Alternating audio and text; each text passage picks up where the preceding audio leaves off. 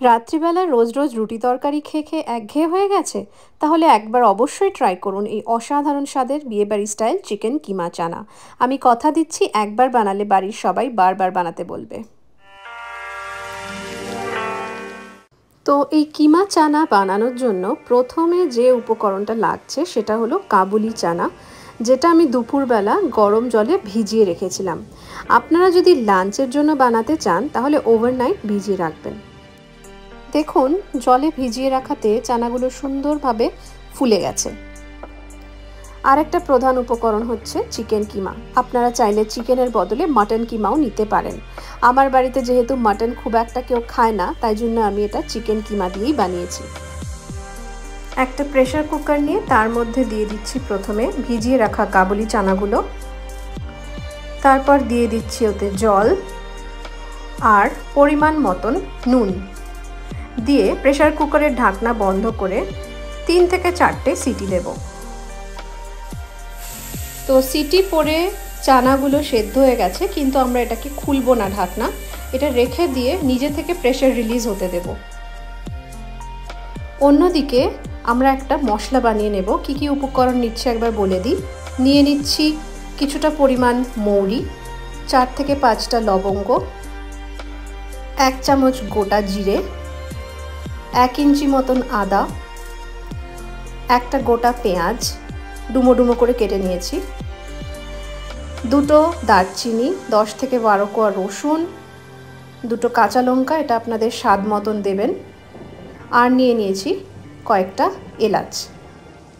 এবার এই সব উপকরণগুলো এক এক করে আমি মিক্সিং জারে দিয়ে ভালো করে একটা স্মুথ পেস্ট বানিয়ে নেব।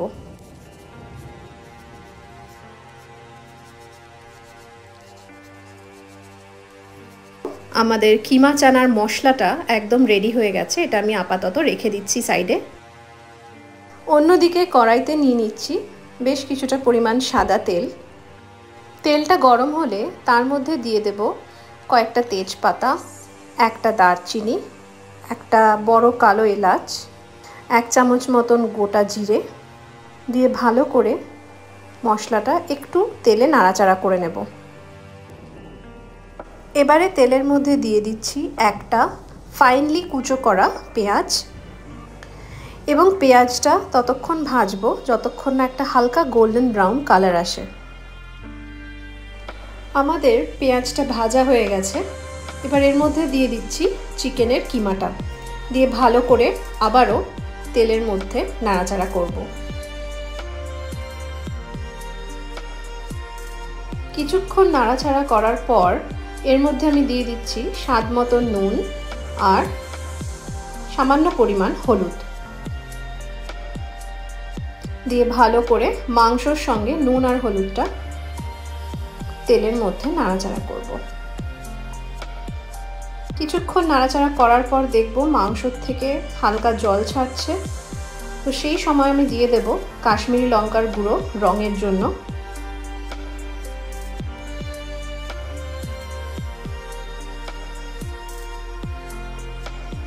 এবারে এর মধ্যে আমরা দিয়ে দিচ্ছি আমরা যে মশলাটা তৈরি করেছিলাম সেটা।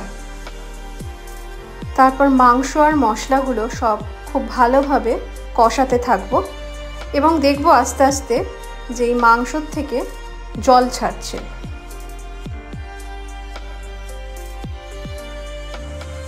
দেখতে পাচ্ছেন যে মাংস থেকে কতটা জল ছেড়েছে। তো এবার আমি এর মধ্যে দিয়ে দিচ্ছি 1 চামচ পরিমাণ ধনের গুঁড়ো দিয়ে আবারও ভালো করে সব মশলাটা কষাবো।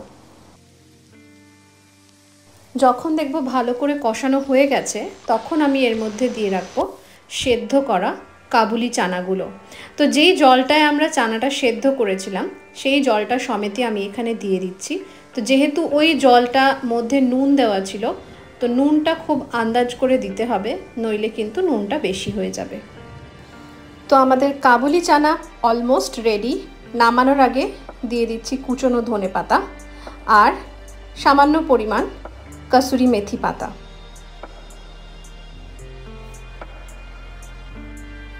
দিয়ে ভালো করে একবার পুরোটা নাড়াচাড়া করে কিছুক্ষণ ঢাকনা চাপা দিয়ে রেস্ট করতে দেব, দিয়ে তারপর আমরা এটা সার্ভ করব।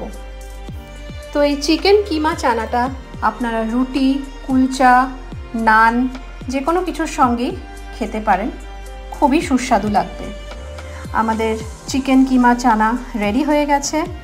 আপনারা অবশ্যই বাড়িতে এই রেসিপিটা ট্রাই করবেন এবং কমেন্ট সেকশনে জানাতে ভুলবেন না যে কেমন লাগলো। তো আজকের ভিডিওটা এখানেই শেষ করছি। আবার খুব শিগগিরই দেখা হবে আরেকটা নতুন রেসিপি ভিডিও নিয়ে আমাদের চ্যানেলে।